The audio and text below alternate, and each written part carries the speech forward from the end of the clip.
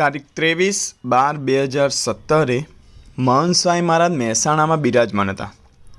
સાંજની સભામાં આશીર્વાદ આપતા સ્વામીશ્રી કહે, આ સત્સંગ શિક્ષણ પરીક્ષાની કંઈ ઉપજ લાગતી નથી ને બીજા સર્ટિફિકેટ નોકરી ધંધામાં કામમાં આવે એવું લાગે છે, માટે આ કરતા નથી।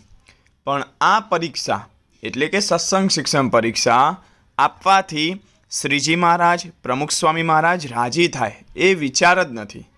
વ્યવહારમાં કામમાં આવે તે કરીએ, પણ આનાથી ભગવાન અને સંતનો રાજીપો થાય એ ઠેલીએ છીએ।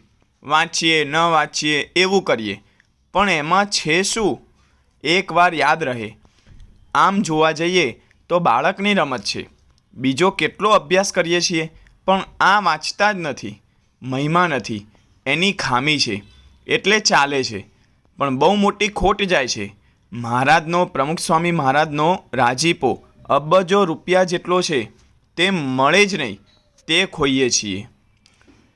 બીજો પ્રસંગ છે તારીખ 8/3/2024 મહંત સ્વામી મહારાજ અમદાવાદમાં બિરાજમાન હતા।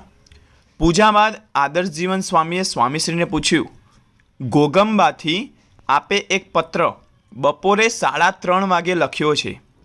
ખજૂરડી ગામેથી એક પત્ર રાત્રે 2:30 વાગે લખ્યો છે। પંચમહાલમાં આપની એક આંગળી ખુરશીમાં આવી ગઈ હતી, તે જમણા હાથની આંગળી હતી, તેથી ડાબા હાથે ચમચીથી જમવું પડતું હતું। આમ જમણા હાથમાં દુખાવો હતો, છતાં આપે પત્ર લખવાનું ચાલુ કર્યું હતું। અને એક પત્ર એવો છે કે આપે 3 જગ્યાએ વિચરણ પૂરું કર્યું ત્યારે તે પત્ર પૂરો થયો। આ રીતે સમયનો ભીડો હોય, શરીરનો ભીડો હોય, સંજોગોનો ભીડો હોય, તોય આપે પત્ર લેખનનું કાર્ય ચાલુ રાખ્યું છે। તો કયા વિચારથી આપ ભીડો વેઠો છો? સ્વામીશ્રી કહે, શ્રીજી મહારાજને સોંપી દીધું છે અને એ બધું કરે છે। સંતોએ પૂછ્યું, પણ આપને આવું કષ્ટ વેઠવાનો વિચાર કેમ રહે છે? સ્વામીશ્રી કહે, ભક્તિ। બીજો પ્રસંગ છે તારીખ 24/3/2019 મહંત સ્વામી મહારાજ સારંગપુરમાં બિરાજમાન હોય છે।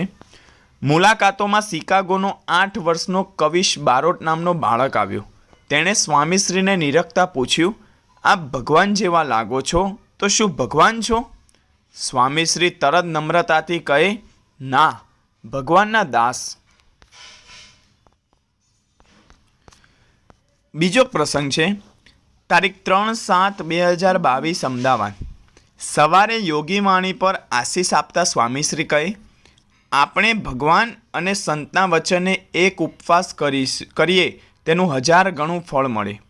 વ્રત ઉપવાસથી આત્માની શુદ્ધિ થાય, શાંતિ મળે। આત્મા તો અનંત જન્મથી ખરડાયેલો છે, આમ તો શુદ્ધ થાય જ નહીં, પણ ભગવાન અને સંતના વચને એક ઉપવાસ આદિ કરીએ તો થાય, તો બધી બાજી ફરી જાય। પ્રયત્ન કરીએ તો એકાદશી નિર્જળા થઈ જાય। પ્રયત્ન જ કર્યો નથી, ઇમ્પોસિબલ ઇઝ નેવર ટ્રાઇડ, પણ કરવા માંડીએ તો થઈ જાય। શાસ્ત્રીજી મહારાજે 85 વર્ષ સુધી નિર્જળા કરી, એ તો તપસ્વી શરીર હતા, મિતાહારી હતા છતાં। અને યોગી બાપા તો ઉપવાસ દીધે જ રાખે, ઉપવાસની હારમાળા ચાલે। એટલે આ પ્રસંગ ઉપરથી આપણને ખબર પડે કે આપણે ઉપવાસ કરવા જોઈએ, બને તો નિર્જળા કરવા જોઈએ।